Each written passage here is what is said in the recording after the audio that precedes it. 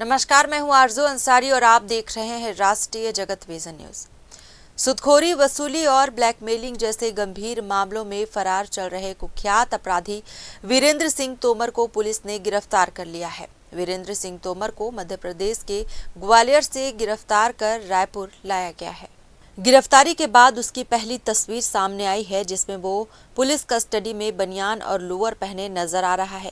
Tomar brothers के खिलाफ जून महीने में महज 30 दिनों के भीतर 7 आपराधिक मामले दर्ज हुए थे। इनमें 1 केस तेलीबांधा थाने में और 6 केस पुरानी बस्ती थाने में दर्ज है। आरोपों में मारपीट, ब्लैकमेलिंग, वसूली और सूदखोरी शामिल है। एफआईआर दर्ज होने के बाद दोनों भाई 2 जून से फरार थे। पुलिस की लगातार दबिश के बावजूद वीरेंद्र और उसका भाई रोहित तोमर गिरफ्तारी से बचते रहे।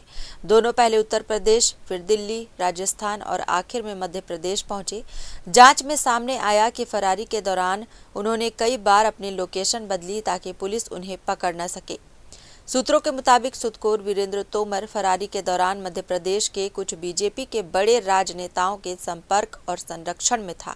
इसके बाद वीरेंद्र ग्वालियर में किराए के मकान में छिपकर रहने लगा। वहीं से रायपुर पुलिस की टीम ने उसे गिरफ्तार किया है। आखिरकार 162 दिन बाद वीरेंद्र तोमर को पुलिस द्वारा पकड़ लिया गया है। उसे राजधानी रायपुर के पुरानी बस्ती थाना यहाँ पर लाया गया है। उसके खिलाफ यहाँ पर कई मामले दर्ज थे। उसी को लेकर सबसे पहले उन्हें क्राइम ब्रांच लाया गया, उसके बाद उन्हें पुलिस थाना यानी पुरानी बस्ती पुलिस थाना लेके आया गया है।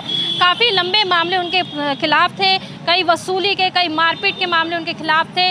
काफ़ी दिनों से जो है पुलिस उनकी जांच कर रही थी, उनके बारे में सर्च कर रही थी, लेकिन वो अपने रिश्तेदारों के यहाँ छुपे हुए थे। कहा जा रहा है कि ग्वालियर में वो रेंट में वहाँ पर रहा करते थे। उनके कई रिश्तेदार जो है मध्य प्रदेश में रहा करते, उन्हीं के द्वारा वो छुपे हुए थे। उन्हें जो है ग्वालियर में सड़क पर उन्हें पकड़ा गया। उसके बाद सीधे जो है राजधानी रायपुर आज यहाँ पुरानी बस्ती लाया गया है और उन्हें अभी पुलिस थाने में जो है रखा गया है।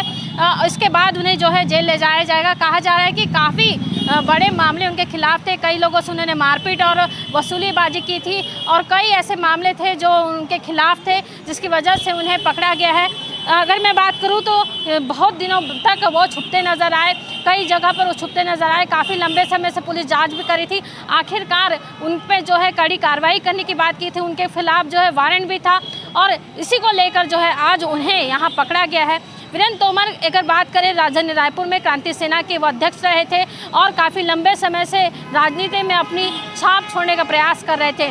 अगर सबसे बड़ी बात करें तो उनके खिलाफ कभी पहले भी बहुत सारे केसेस थे, लेकिन उन पर कार्रवाई नहीं की गई। लेकिन वर्तमान समय में जिस तरीके से अगर बात करें बीजेपी की सरकार आई, उसके बाद उन पर लगातार उनके खिलाफ कार्रवाई की गई। उसी का अगर बात करें तो अभी उन्हें पकड़ लिया गया है। उनके भाई अभी भी फरार है और इन्हें जो है वीरेंद्र तोमर को यहाँ पर पकड़ लिया गया है। पुलिस थाने पुरानी बस्ती थाना में अभी मौजूद है।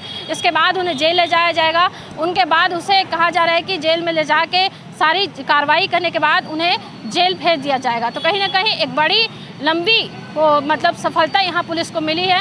काफ़ी लंबी समय से जो है उन्हें सर्च किया जा रहा था। 162 दिन तक वो नहीं पकड़े गए थे। उन्हें कहाँ छुपे थे उसको लेकर लगातार पुलिस जांच कर रही थी। फाइनली उन्हें पकड़ा गया और आज वो राजधानी रायपुर के पुरानी बस्ती थाना में मौजूद है। कैमरामैन छन्नू सिन्हा के साथ मैं खुशबू ठाकरे, राष्ट्रीय जगत विजन न्यूज़, रायपुर। बता दें कि वीरेंद्र तोमर पर 2006 में आजाद चौक थाने में व्यापारी पर चाकू से हमले का मामला दर्ज हुआ था।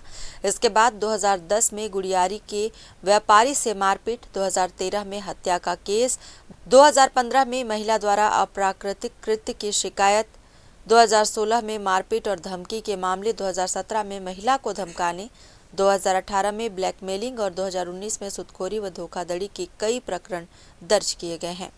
हाल ही में छत्तीसगढ़ हाईकोर्ट ने वीरेंद्र और उसके भाई रोहित की अग्रिम जमानत याचिका खारिज कर दी थी। हालांकि अदालत ने उसकी पत्नियों और भतीजों की याचिका स्वीकार कर ली। फिलहाल रायपुर पुलिस ने वीरेंद्र तोमर की गिरफ्तारी की पुष्टि की है, जबकि रोहित तोमर की तलाश अभी भी जारी है। पुलिस उसके संभावित ठिकानों पर लगातार दबिश दे रही है और पुलिस अब उसे कोर्ट में पेश करने की तैयारी में है। फिलहाल इस खबर में बस इतना ही। देश प्रदेश की खबरों से अपडेटेड रहने के लिए हमारे चैनल को सब्सक्राइब करें और नए खबरों के नोटिफिकेशन के लिए बेल आइकॉन जरूर दबाएं। नमस्कार।